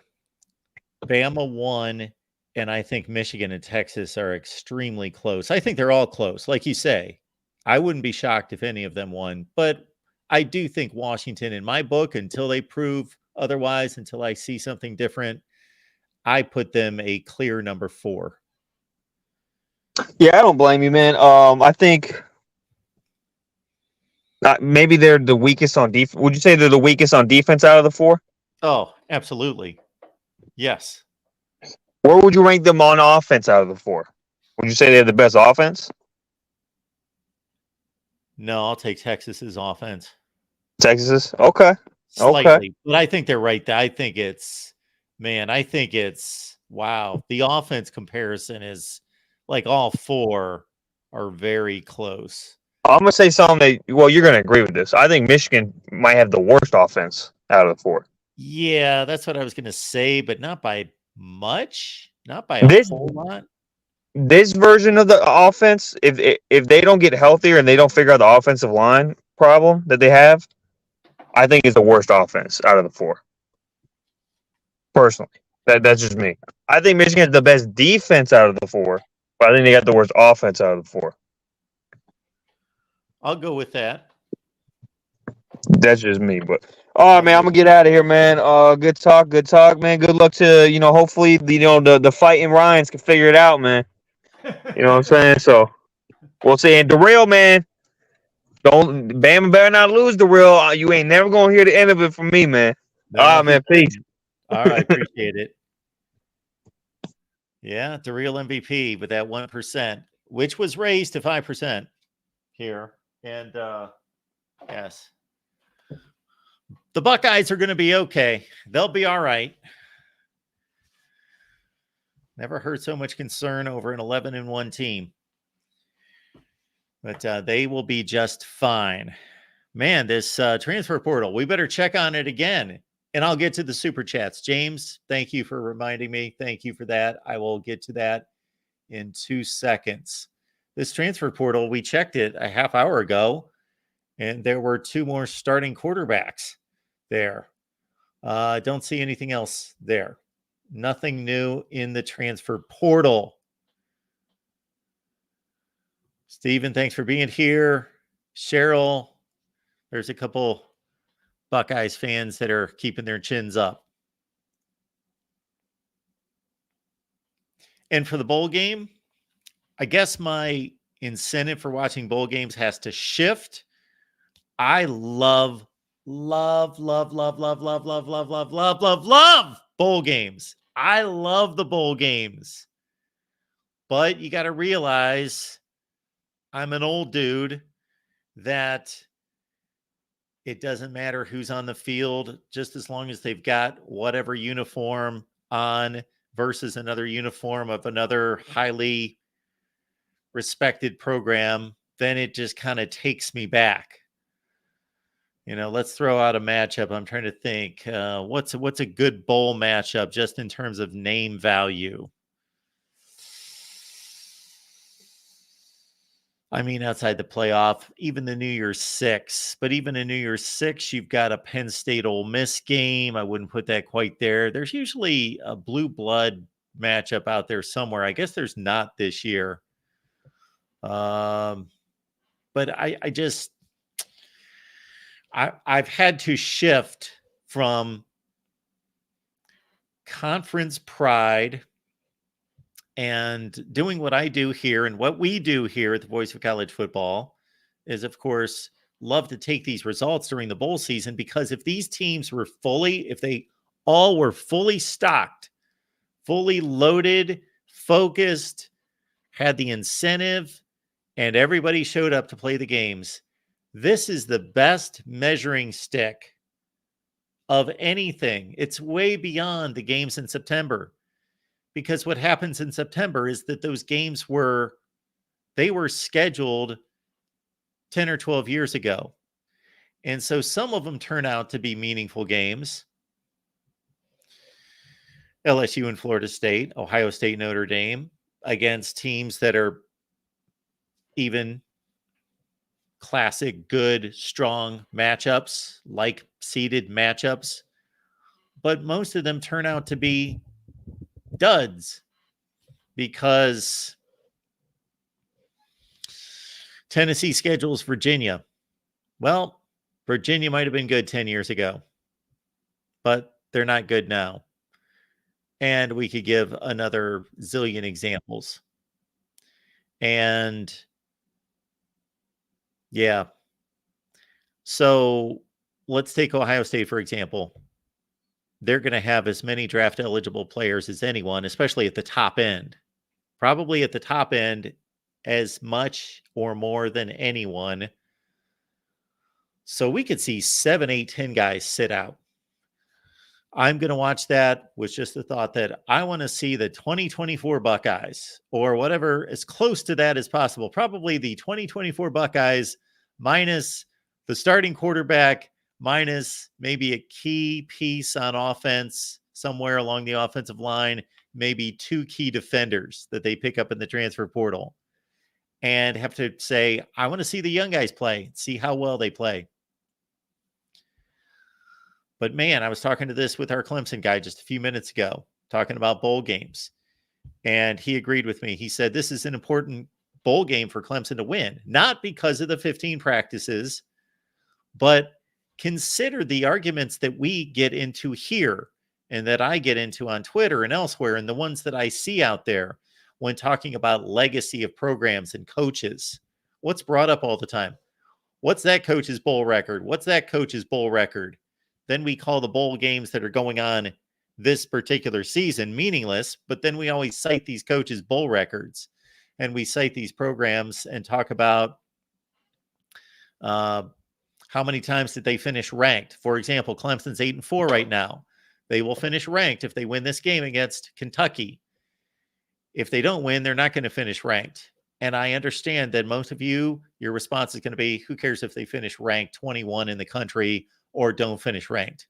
And I get that perspective. If you don't care, you don't care. I tend to care just because I like rankings, number one. Number two, though, when fans get into debates, Dabo Swinney, Clemson, well, they didn't finish ranked back in 2023, or, you know what, Dabo Swinney has finished ranked every season going back to all the way to his first season in 2010. That was the last time Clemson did not finish ranked. So this stuff historically gets compiled and it's used as fodder. Oh, here we go. The real MVP is here to defend his territory. Hey, Mark, how you doing this evening? I am doing grand. How are you? I'm doing good. I'm doing good. So, Mark, you know, one of the things I try to do before I evaluate a playoff matchup is I look at the talent rankings. Mark, oh boy, the gap between Alabama and Michigan is about as wide as the Grand Canyon, Mark. I mean, Alabama has 18 5-stars. Michigan has 2. Whew. Oh my goodness, Mark. That's a lot. That's a big difference. That is a big difference. You know, the talent gap in this Alabama-Michigan game is about the same as Washington versus Texas. I mean, we may not get a close semifinal game this year. Alabama and Texas just might roll past their opponents. I mean,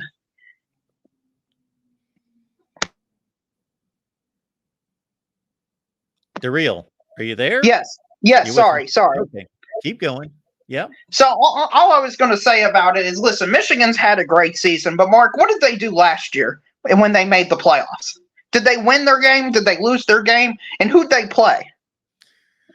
They lost to a TCU team that was probably more like the number 10 team in the country. Okay, and then what happened the year before that? Well, they got trucked by the best team in the country, Georgia. Okay, and in terms of talent, which matchup was closer for this upcoming matchup? The Georgia matchup or the TCU matchup? If you just looked at the rankings, you would think that the Georgia matchup was closer. However, if you really understand the rankings and the rankings points, the TCU matchup was probably closer. Okay. So the matchup where Michigan's defense looked like they couldn't defend anybody and kind of looked like USC is the one you're going to.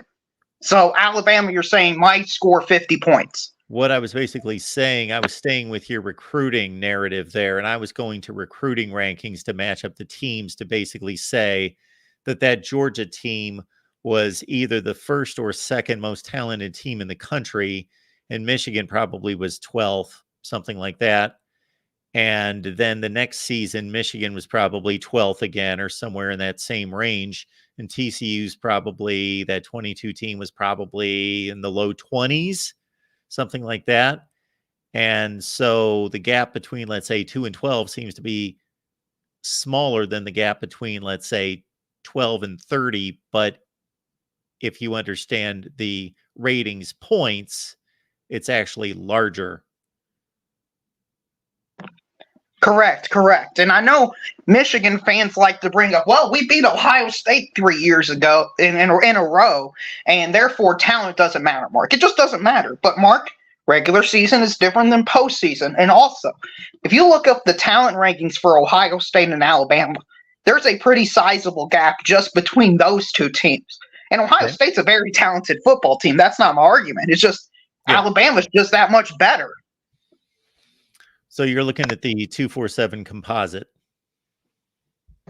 Yeah, that's correct. Alabama has 18 5-stars. Ohio State has 10, which is still a ton, and Michigan has 2.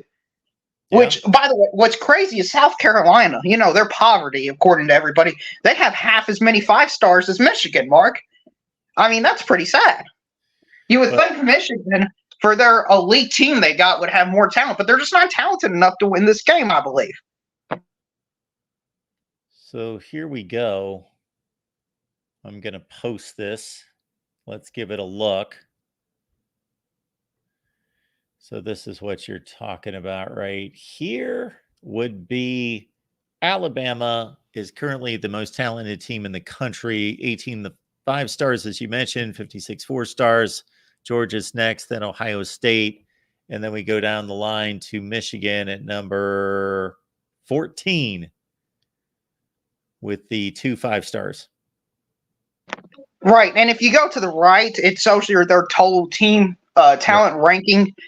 Michigan, I think, is at 850, and Alabama's at 1,016 points or 1,015 points. That's a pretty large disparity. Don't just look at it's 1 versus 14. Exactly. That was the point I was making to reel between guessing that Georgia was number 2 years ago, and Michigan was around 12, and TCU was around 30. That you would think 2 to 12 would be a closer margin than 12 to 30. But let's look at this. So Alabama's got 1,015 points, and Michigan's at, where were they? 850. So the difference there is 65 points. So take 65 points off of 850. We're at 785. Let's see what team that is. We're looking at somewhere between, that kind of surprises me, between 17 and 18. Mark, I think your math is wrong. 1,015 minus 850 is 165. 165, not 65. Sorry about that. 165. Okay, that's why I'm a bit surprised by that. So take the 165 off the 850. Now we're at 685. Okay, there we go. That's what I was expecting to see. 685. That's Maryland at 42. They're at 685. That's Michigan to Maryland is Michigan to Bama in terms of talent. However, there is something called the transfer portal, which I guess is taken into consideration here, but I don't know how accurately that's taken into consideration? Right. I don't know it either, to be 100% honest. I think they do take it into some account. They add the players to the team. I know that for sure. But, Mark, I mean, that's just crazy. That's just crazy. I mean, when Maryland played Michigan, how many people thought Maryland actually had a chance to beat them? Well, the point spread was 18 or 19. Right. So how disrespectful is it to Alabama that they're not favored right now against this Michigan Wolverines team?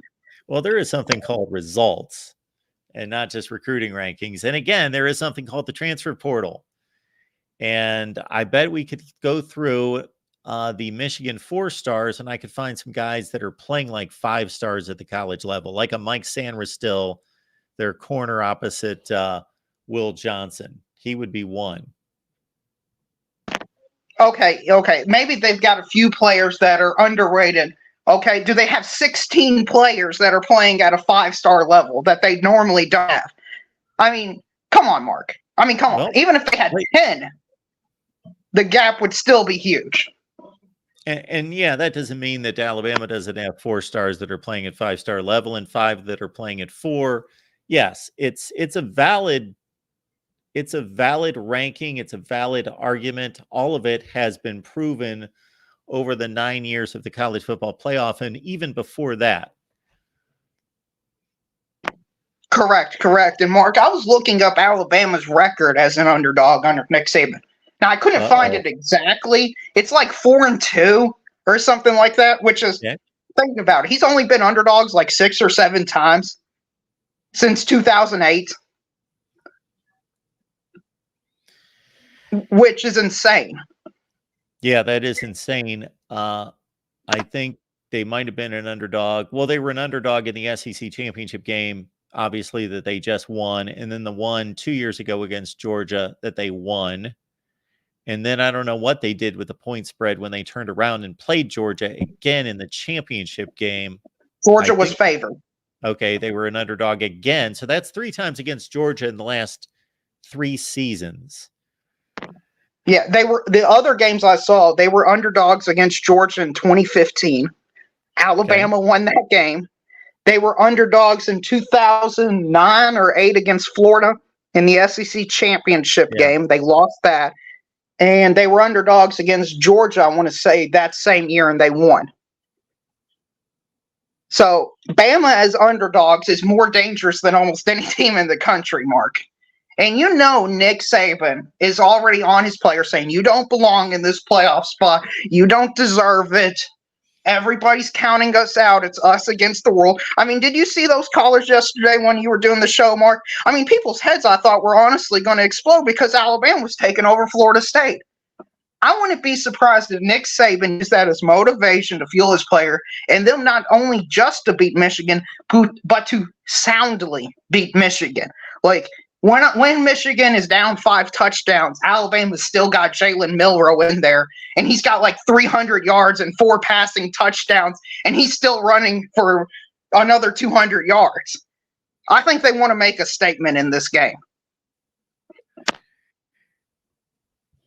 DeReal, when you get me on this kind of conversation, and then all I'm doing is being who I am, which is taking the measured approach, and at the point in which I don't agree with you, or it's usually not that I disagree with you, but I just want to point out other perspectives on the same topic or whatever, then it turns into this guy Donald, just because I'm pointing out the obvious talent gap, that that he thinks that the show host is an SEC guy as well. Well, Mark, everybody's against the SEC, and you know why I think it is? It's that they hate us because they ain't us type mentality. I mean, Mark, how much does it mean down here in the South, Mark? How much do you think it means?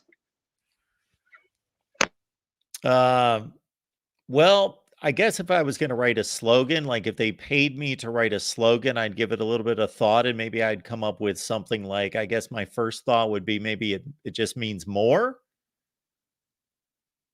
I think that would be a pretty good description of how much it means. And, before the season, I got criticized for one of my stats that I said, and that the top 6 teams in the rankings, one of those teams have won the national championship every year since the playoff began. So, Mark, 2 teams are still alive for that, Alabama and Texas.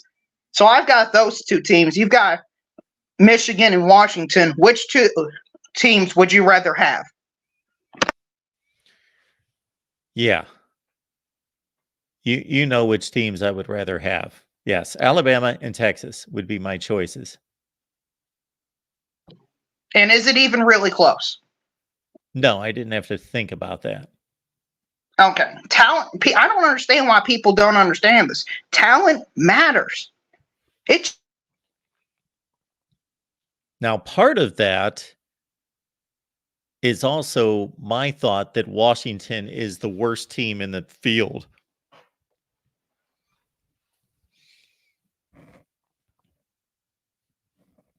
You with us, DeReal? Yeah, I think we lost DeReal. All right. We are going to take one other call, and then we're going to have to switch over to our Big Ten live stream is what we're going to do.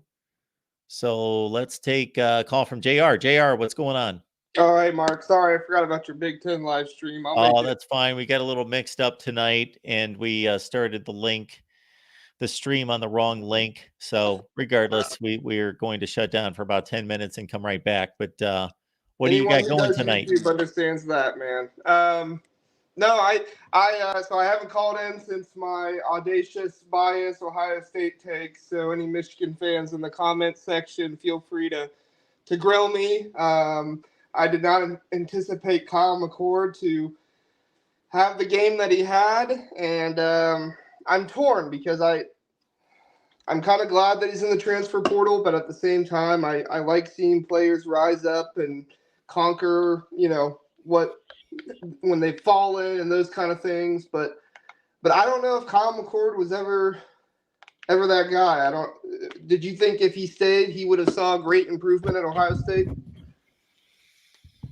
Well, we know he was never going to be Justin Fields. He's Correct. Not that player. That's not his skill set. So he is what he is. And he seems to be the guy that from a style standpoint, a stylistic standpoint, Ryan Day's cup of tea. Mm-hmm. And a guy that he can work with. I think that he could continue to improve if he gets in a right situation, that he's going to continue to improve. I saw improvement in him.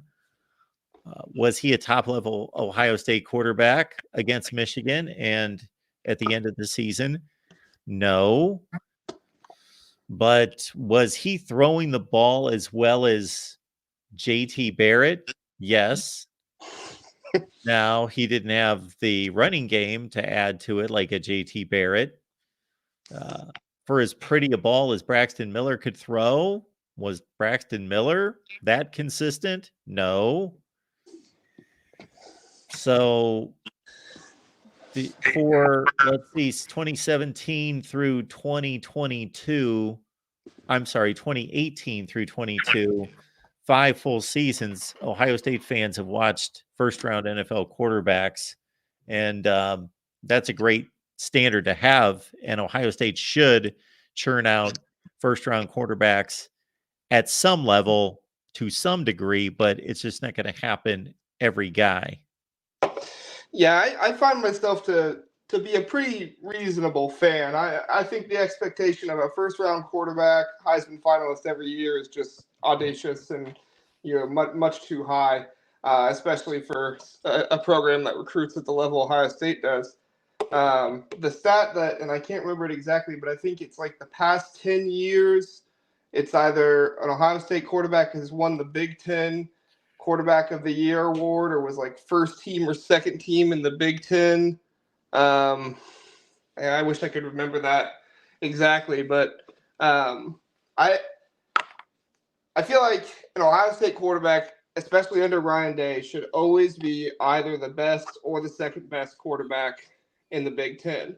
And if I'm being honest, I don't think he was this season. And, that caused me a lot of concern about his future and who he would be, which, us Ohio State fans were kind of we're kind of crazy and expect a lot, but I don't think that's too much to expect from a program that recruits at the level it does compared to the rest of the conference. Do you, Mark? No, it's not. Now, I would say that this speaks more to the level of quarterback play in the Big Ten than it does Kyle McCord, but I'd say he's probably the third best quarterback in the conference. Yeah, either third or fourth. Drew Aller looked like the third against some of those weaker teams, but whenever he faced Michigan and Ohio State, yeah. he looked like the third. Yes, I would much rather have had. Now, I'm not saying going forward, but this past season, if Ohio State fans were angered with and frustrated with Kyle McCord against the better teams, they should have been watching Drew Aller against their own team and against Michigan, because Kyle McCord performed much better than Drew Aller in high stakes games. I agree wholeheartedly. The thought that I give with that is look at the weapons that Ohio State has that Penn State doesn't. You know, I mean, how many balls did Kyle McCord? And not all of them, obviously. I don't want to discredit him. He's a skilled quarterback and he has a good arm talent. But how many balls did he throw up that Marvin Harrison Jr. just went and got? You know, that Keandre Lambert-Smith wouldn't have been able to get. Dante Cephas wouldn't have been able to get. I mean, just the trust that he has to be able to.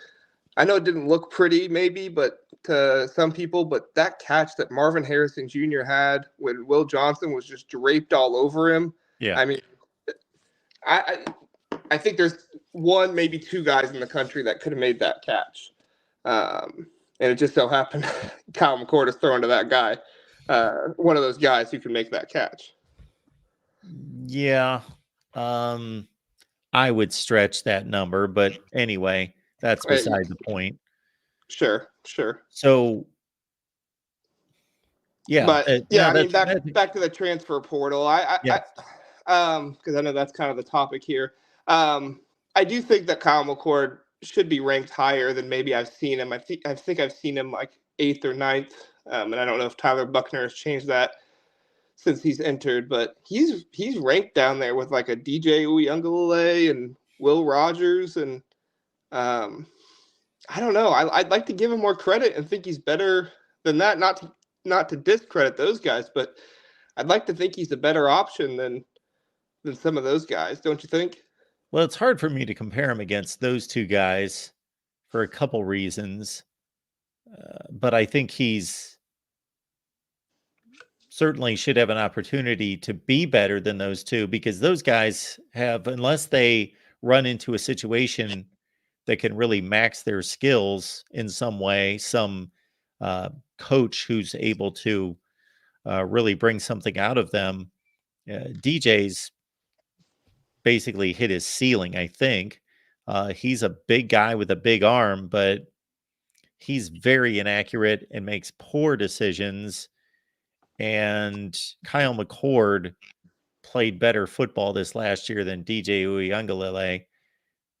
And Will Rogers is a product of the air raid, does not have a strong arm, and he's a really smart guy who knows how to throw the ball on time in the right spots.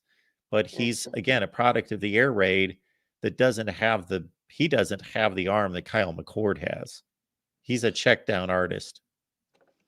Yeah, I think if I had to give an edge to Will Rogers, it would probably be his decision making. I think anytime a guy is given the ball to make a decision that much, that decision making has to be better. And so hard to quantify it, but the decision making of Kyle McCord, I just didn't always see it at the level that he should. So one last thing, and then I'll let you get going to your Big Ten show. But if you had to pick a destination that you think would be best for Kyle McCord, what would you pick? I personally think Louisville might be a really good destination with Jeff Brom. Oh, wow. Losing. That's a great selection right there. Yeah, that was the first one that came. That and Rutgers, but I think Rutgers more because of his dad and stuff like that. But what's your thoughts? Well, I hadn't given it any thought until you just asked me, but my first criteria was going to be to pair him with someone that can teach him, somebody that's an excellent play caller and is a developer of quarterbacks, and obviously in this case played the position himself at a high level. Mhm. So, man, that's a great selection. There's a guy that knows how to call plays. He knows how to call quarterback friendly plays. He made Jack Plummer look good. And it's also not high pressure. I think that was one thing.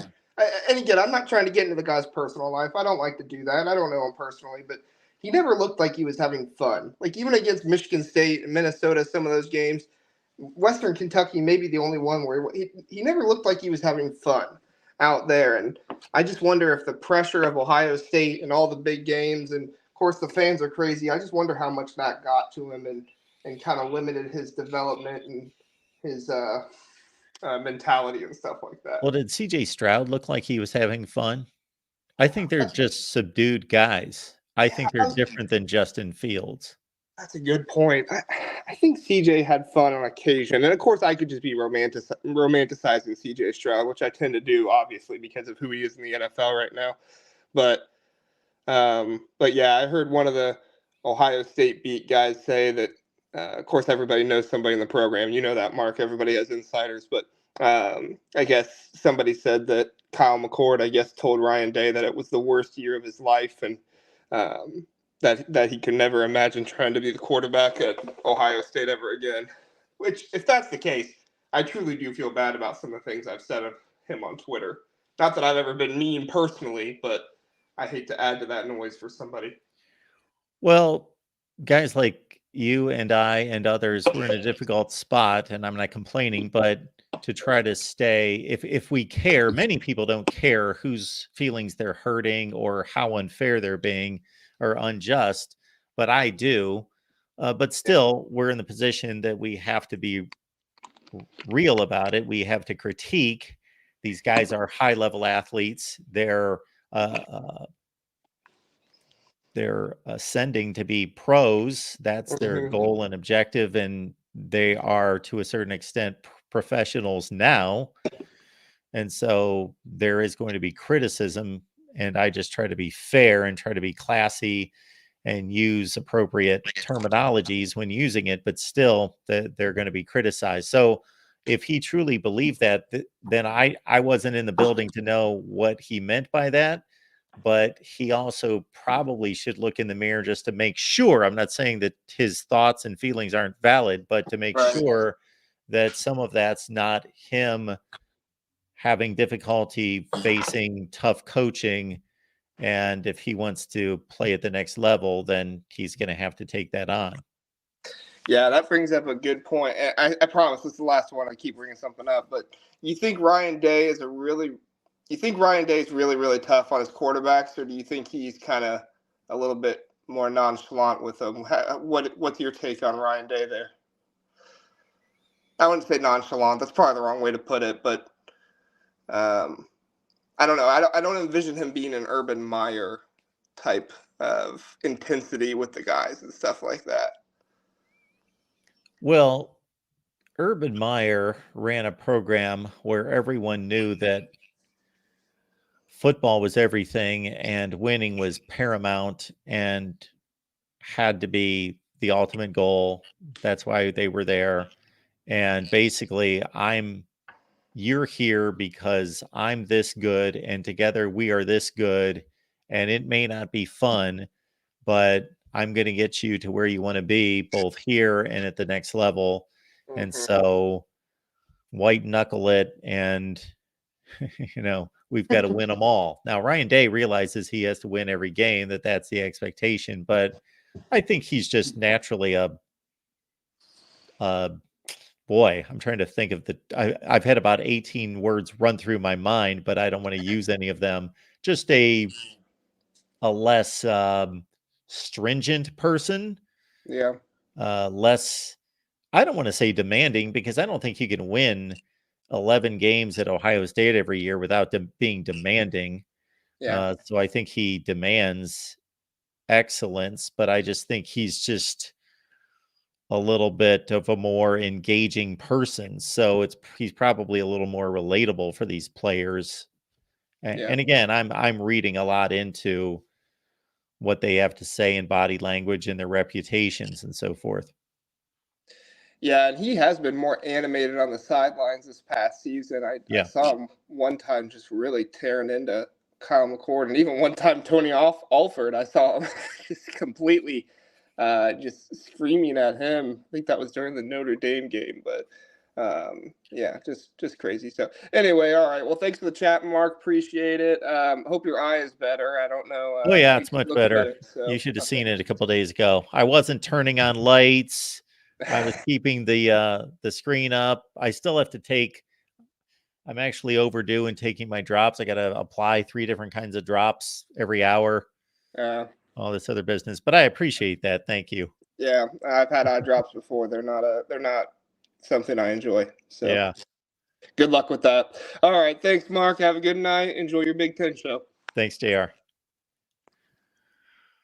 All right, folks, what we're going to do here is we're going to shut down for about 10 minutes, okay? So we're going to shut down this link for about 10 minutes. We'll be back with another link in 10 minutes for the Big Ten live show. So please join us there. We will leave the link to call the show both in the chat, and we will leave the link in the description section of the video. If you're getting like kind of settled here for the night to watch and listen and all those things, and you're shopping on you know what I'm going to say, Amazon, then please grab the Amazon link in the description section of the video. All the videos, same link, all the videos, please use it. It's the same shopping experience. All right, we'll see you in about 10 minutes on the Big Ten Live Show.